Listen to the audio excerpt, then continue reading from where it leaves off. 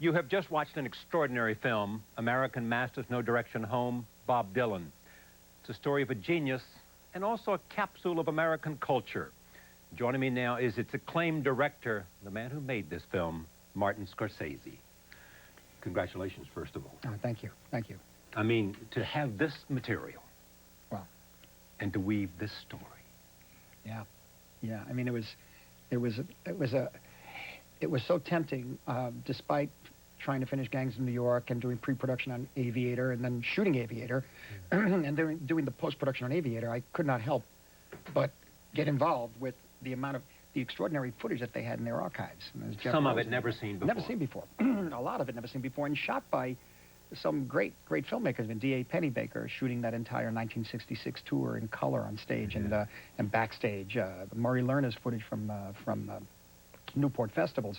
There's so much that was there. The press conferences on Kinescope and Steve Allen show, and so much stuff that it was so tempting, and I just found myself agreeing to. At first, I was asked to just help put some of this together into some sort of form. Yeah. You know, no release date. Yeah, exactly. Take your time. Shape it for us, Marty. Shape it for us. And I saw someone. My old friend Jay Cox put us together, Jeff Rosen and I, and so worked with a wonderful editor named David Tedeschi, who worked on the blues series that we did for PBS. And David and myself and Margaret Bodie, we were just, and Jeff Rosen, we you know, I'd visit.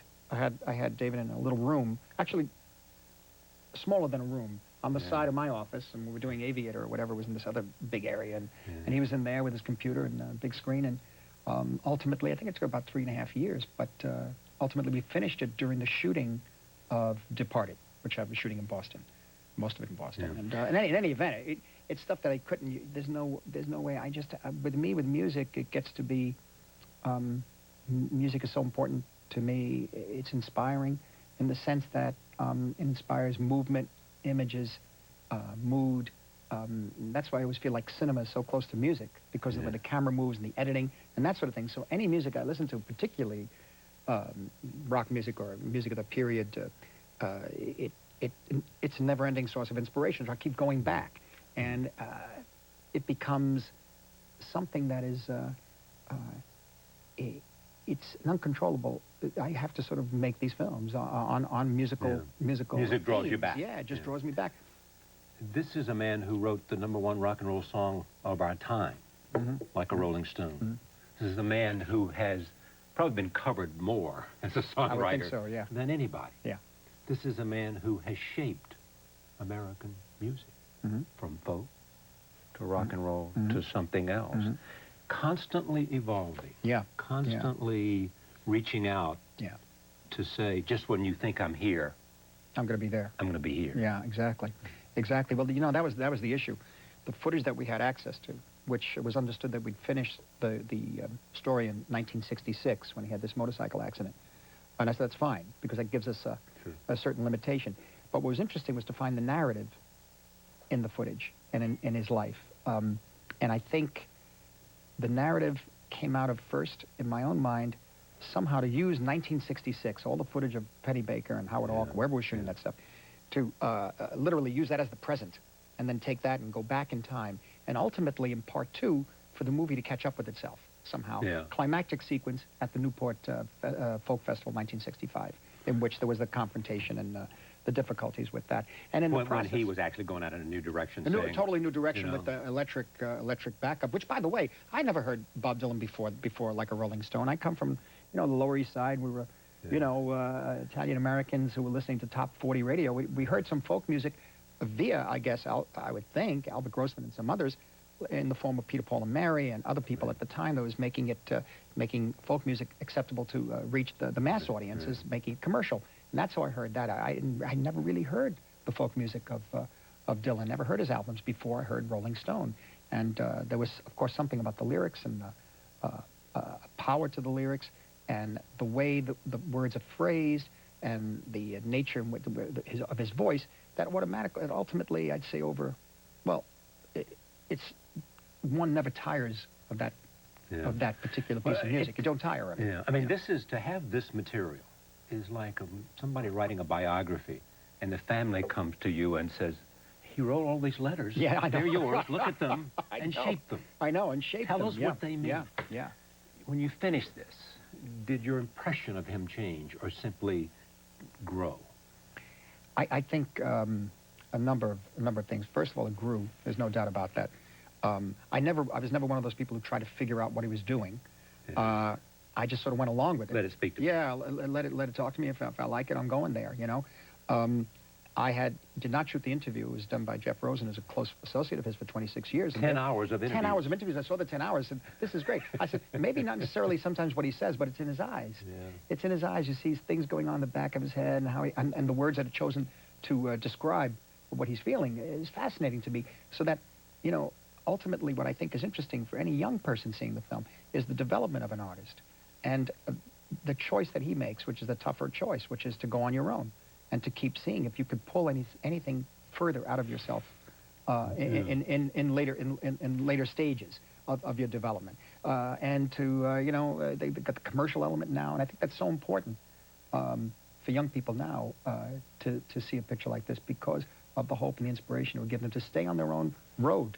Don't get sucked in by the nature of so many things that are going on today, which Bobby Newhart says it in the film, where he says, and in those days, he said, things were different. They were not dollar driven. You were rated not by how much money you made, but how good you were. But if you had anything to say. Yeah. If you had anything to say, and they said we would go see Ornette Coleman. They said, "Did you see Ornette Coleman? Did he have anything to say?" Yeah. Well, that's the way I hope young people take this picture and go their own road. It says something that he has been so strong, even though there have been fallow periods, and even though he went into reclusion after the motorcycle accident, you know, that he is still such a dominant presence in the mind of so many people who love music. Yeah, and I think it's because of this the timelessness of the music. Izzy Young says it in the film. He says he wrote music up today that in a certain form that spoke to us today of how we felt politically or also how we felt emotionally, psychologically. That was timeless. He said it was written for today, but also it sounded as if it could have been written 200 years ago. And applied to tomorrow. And applied to tomorrow, exactly. So it's timeless. Yeah. You know genius. You love Fellini. Genius. Yes. You looked at the blues and what they meant to America. Yeah. You are as big a student of film than anyone I know. Tell me what genius is about. I mean, how do we understand someone like Dylan? I think it goes back to the point of expressing what you want to express and having the command of the medium in which you're working. And somehow it's a form that, in a way, takes over you. And you can't help it. Yeah. You can't help it. You've got to go there. Yeah. They may not join you. People may not come with you, but you're going to go. And whether it's a filmmaker, a novelist, a poet, it's going to happen. And when Dylan went from acoustic to electric guitar, he was going. He was going. And he understood that it was going to turn a lot of people off. Yes, I think so. I don't know if he understood, apparently from the footage that I saw and worked with, I don't know if he understood to that extent. Yeah. I think he understood that night when he only stayed on stage 15 minutes. As I said, the headliners were playing an hour. Yeah. So, but he continued, and it's really, you have to understand, it's something, a performer, a poet, musician, performer, goes on stage, and people are booing and throwing things at you. That's you, personally. Yeah. You're not hiding behind a film camera or, you know, on TV. Or, no, you're up there, and it's every night. You can't say it's the director's fault. It's me. You can't say the actor put that. Yeah, no, it's me, my song, and me personally standing here and how I'm putting it on. And then they kept going on stage and kept doing it, you know. And they knew and the more it kind of gave them a something to. I think it was a good thing that happened. I think it just put him on the right and made him gave him more conviction of his own work. I said, and have made note of the fact that you've made other documentaries. You know. Is it a different form for you as a creator, in a sense that it gives you real material to work with? And here you had a voluminous amount of material for that the American Masters people put together. But how is it different for a creative artist to take material like this that's real versus take actors, as you have done in The Aviator and the new film, and so many other films? I think, for me, documentaries have always been a kind of... in a way, as far as film, is almost like its original form. Yeah. Camera, once you put a camera in a quote real situation, unquote, it doesn't become a real. It's no longer a real situation. But you do have elements within what they shoot to see a person's body language, to see a person move. So what I'm saying is that ultimately the truth that somehow I still retain from watching some great documentaries or watch documentaries on television very often, there's a certain truth that comes out, whether it's emotional, political, whatever. There's a drama that's occurring in that documentary that I've always been trying to accomplish in my narrative films. A drama. A drama. And you find a it human in the drama. yeah. And I find it, and I find that I'm always drawn to doing these documentaries. A lot of it has to do with music, but I think one of the first ones I did was on my mother and father, and I found back in 1974, and I think Italian-American, and I learned a lot from that. I learned a lot about... What did you learn? Well, the position of a person in the frame. The camera doesn't have to fly around and go up and down. If the person is telling you something interesting enough, and if they're engaging enough, you could travel with them. They could take you to... they could take you to worlds you didn't know. And it's almost sometimes, literally, a great film can be a person just talking. Yeah. Well, when Dylan starts playing off words, the three words he sees, it's extraordinary. Oh, I know. I mean, you just mesmerized yeah. by standing out in the street, doing it. Yeah. The sign and the... I want my dog bathe and, animal my bird, and just mixing up the words. But you also get the joy of working with words. The joy of a poet working with words, the exuberance of it, and especially one at his height, in a way. It's quite a good piece of footage. When I say that he had an impact on culture, and he changed culture, how do you see that? I think somehow it was the confluence of all these elements together at that time, and the way he changed from the earlier music, which was emulating Woody Guthrie and whomever, Rambling Jack Elliott, all these other people together. Guthrie was his first hero. Guthrie was his first hero, yeah. But to wind up writing Blowing in the Wind and God Is on Our Side and all these, Medgar Evers, Pawn in the Game, all these things somehow hit at the right time. And he expressed it. What other people wanted to say and couldn't say, other people wrote about and nobody read. Yeah. He expressed it in a form that was very, very moving and beautifully written. Yeah, when Allen Ginsberg first heard him, he said, I knew there had been a shift. It was moving away from the beat poets to something else. Ginsberg was most eloquent in his wonderful interview that was done 10 years ago. Very moving, especially when it's hard for him to describe what he felt when he heard. He said, I think it was Hard Rain. He said, he said, then I knew the torch had been passed for the beat poets to a new generation. That's changing culture right there. Changing culture, but it's taking it and going on, it's going, in a sense, it's going out to the mass culture, you see. And then he went one step further, which is the electric move, which brought it even to a bigger audience. I would never heard him if he hadn't gone electric. A lot of people wouldn't have heard him. So that brought us back to the earlier music, and then brought us back to his influences. And you go on and on and on like that. Anything about him that you would like to know more about? I mean, there's always the fascination with the relationships. There's always the fascination with his own sense of how he sees himself. Because I saw a quote in which he said, an artist has to be careful to never think that he's arrived somewhere. He has to be in a constant state of becoming. Yeah, and therefore is the dilemma and the problem and the struggle. You really do have to be that way. And I think that's one of the most important things for younger people seeing this film, besides setting with him within the context of the times, too. Looking at the JFK footage again, the assassination, in a new way. I tried to, with my editor, David Tedeschi, I told him, I said, we've seen that footage. We've seen so much, young people have seen the assassination footage of JFK for so long. I said, we've got to find a new way of presenting it. And so we came up with these ideas of fracturing it. And then I said, ultimately, we have to concentrate on the effect it had on the people there at that moment, the emotion of the men and the women and the children all crying. I said, that's what it's about. That makes it new. I said, in a fresh way, for an audience of today to see that, because it's real. It really is that. I mean, go ahead. Anyway, you were saying, I missed No, I was going to say that, I mean, that actually reminds me of a story of Henri Cartier-Bresson, who, when Churchill's was coming down the Thames, all the photographers were focused on the casket on the boat. And René Cartier-Bresson turned around and photographed the people watching, which is what you've done. Yeah, here that's in a bit. that's what we try to do. That's what you do. I mean, as embarrassing as it might be, just help me understand what does a filmmaker bring to this? What is it that you have done here? If you take the JFK thing, that's clearly the the experience of a Martin Scorsese. That's the creativity of a Martin Scorsese. That is what we want you to do. Give us this material and show it to us in a way that speaks to us differently.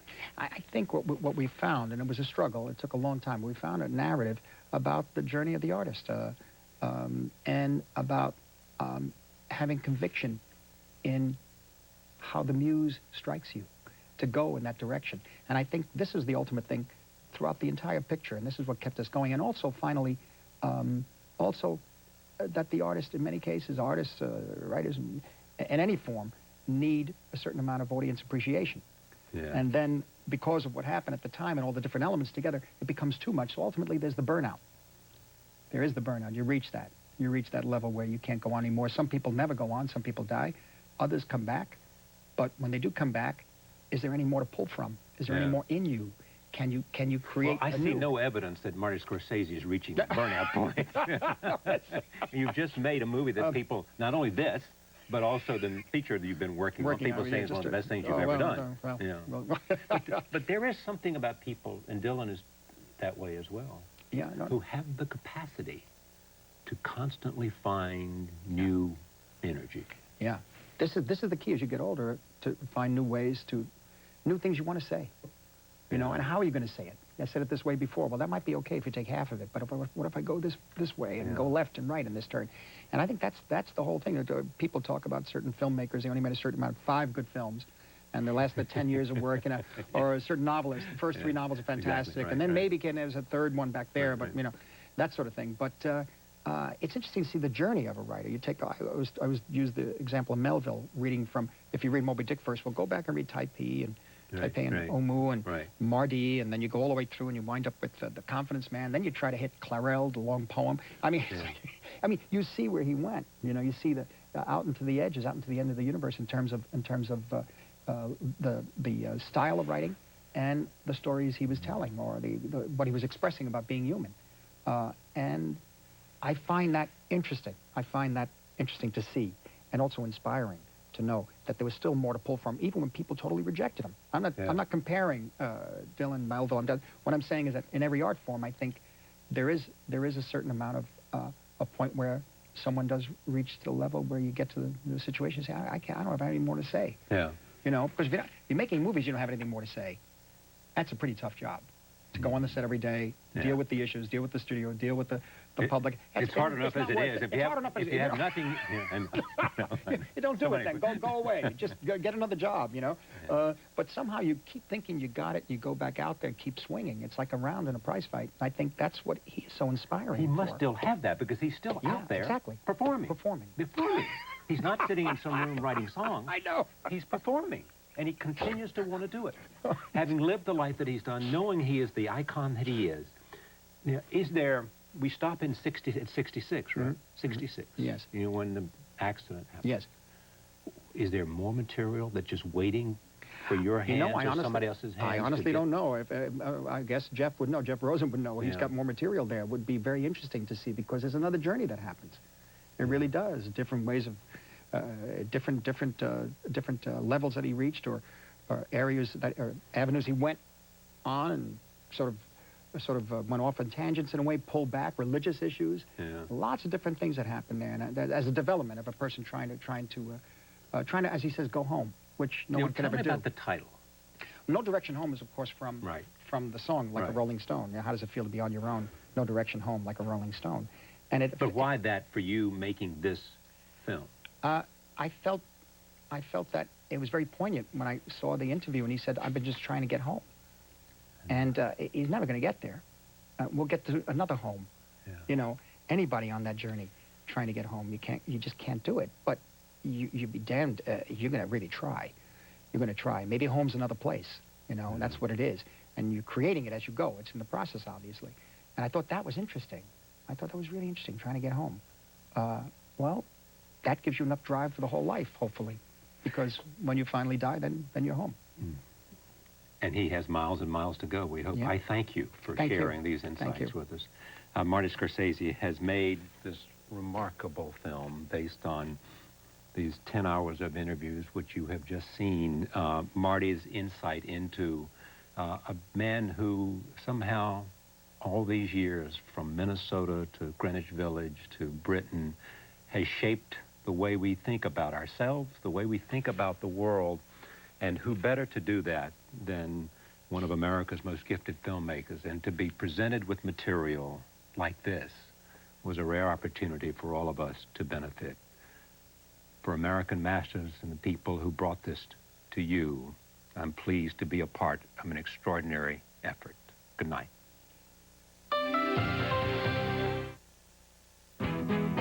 We are PBS.